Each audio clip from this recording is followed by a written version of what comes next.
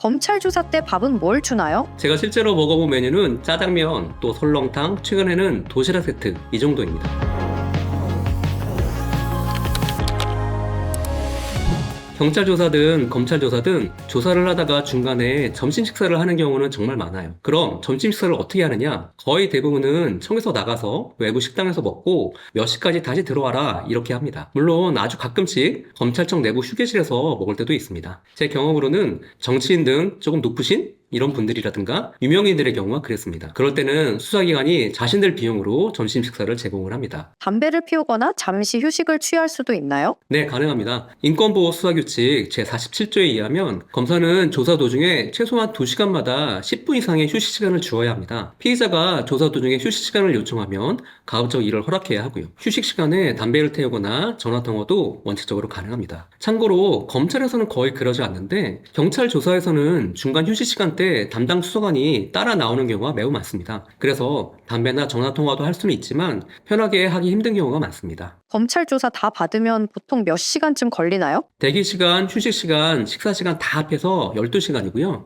실제 조사시간은 8시간을 넘기면 안 됩니다. 인권보호수사규칙 제44조에 그렇게 명시되어 있어요. 물론 예외는 존재합니다. 피의자가 너무 멀리 산다거나 한 번밖에 출석 시간이 안 된다는 사유가 있거나 또는 공소시효가 입학했다거나 이런 예외적인 경우에는 12시간을 초과할 수 있죠. 또 원칙적으로는 심야 조사를 할 수 없게 되어 있어요. 심야 시간은 밤 9시부터 오전 6시까지를 말하고요. 이 역시 어떤 특별한 사정이 있다면 심야 조사가 가능하기도 합니다. 하지만 심야 조사까지 가는 경우는 사실상 드문 케이스이긴 하죠. 검찰 조사 변호사 없이 그냥 혼자 가서 받아도 될까요? 일단 변호인 없이 혼자 간다? 이건 그냥 사건을 포기한 거나 마찬가지죠. 간혹 검찰 조사 잘 받는 방법에 대해서 마치 혼자 해결할 수 있다는 뉘앙스를 풍기는 정보들을 볼 때마다 정말 화가 납니다. 왜 거짓 정보로 사람들을 안심시키는 걸까? 누구 인생을 망치려고 저렇게들 말하는 걸까 싶어요. 반드시 변호인을 동행해야 합니다, 여러분. 검사는 형사 분야의 최고 법률 전문가들이에요. 그만큼 검찰 조사는 경찰 조사보다 더 날카롭습니다. 대부분의 검찰 조사는 이미 경찰에서 충분한 조사를 해서 그 수사기를 바탕으로 거기에 더 추가를 하고 보충하는 것이기 때문에 그렇습니다. 이 날카로운 조사를 변호사 없이 받는다면 당신의 미래는 더욱더 험난해질 것입니다. 변호사와 함께 검찰 조사 전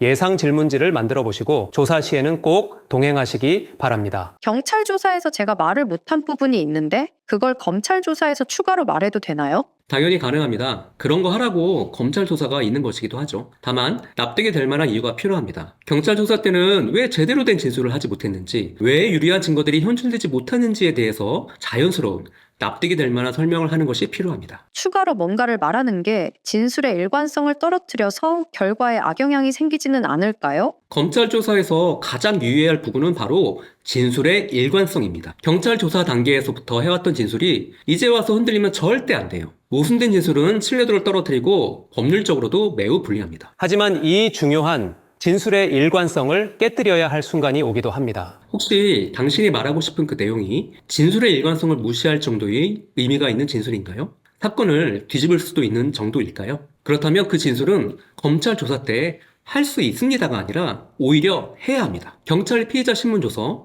검찰 피의자 신문조서 이거 모두 일종의 증거입니다. 검찰 조사는 수사의 마지막 단계예요. 피의자 입장에서는 어찌 보면 내가 남겨야 하는 마지막 진술 증거의 기회입니다. 여러분, 혹시나 지금 제가 하는 말을 들으면서 아 그래, 그렇다면 꼭 이야기를 해야겠구나, 이 정도 이야기는 판을 뒤집을 수 있어, 이런 생각하시면 안 됩니다. 변호인과 꼭 상의를 하세요. 변호인이 추가 진술 내용과 진술의 일관성 이렇게 나란히 저울에 올려놓고 고민하는 거지 여러분 혼자서 하면 위험해요. 검찰 조사를 성진욱 변호사와 함께 한다면 여러분, 다윗과 골리앗의 싸움 다들 아시죠? 다윗은 시냇가에서 주운 조약돌 5개로 2m 거구의 골리앗을 쓰러뜨렸죠. 만약 다윗이 골리앗처럼 갑옷과 투구를 두른 채 골리앗이 선호하는 방식으로 싸웠다면 무조건 졌을 겁니다. 결국 다윗이 골리앗을 이길 수 있었던 것은 자신만의 방법으로 승부를 봤다는 점, 즉 골리앗이 짜놓은 판에 휘둘리지 않았다는 현명함이죠. 저는 검찰이라는 골리앗이 짜놓은 판에 절대 휘둘리지 않습니다. 검찰이 어떤 부분을 궁금해하는지, 무엇을 물어보고 함정에 빠뜨릴지 예측을 합니다. 검찰 조사 이전에 미리 예상 질문과 쟁점을 풍부하게 도출해서 실제 검찰 조사 때 당황하시지 않도록 충분히 시뮬레이션을 합니다. 제가 오늘 영상에서 말씀드렸던 것처럼 경찰 조사에서 잘못된 진술이 있었다면 검찰 조사에서 바로잡아야 합니다. 그러면서 동시에 진술의 일관성을 잃어버리면 안 됩니다. 저는 이 노하우가 좋은 변호사입니다. 오직 의뢰를 위해서